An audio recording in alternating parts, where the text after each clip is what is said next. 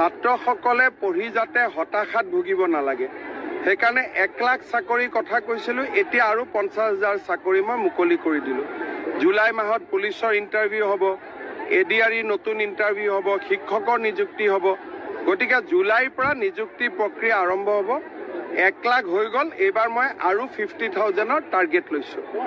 এই 50,000 হৈ যোৱাৰ পিছত যদি 26লৈকে সময় বাকী থাকে তেতিয়াহ'লে আৰু অলপ চাকৰি উলিয়াম ছাত্ৰসকলে পঢ়ি যাতে হতাশাত ভুগিব নালাগে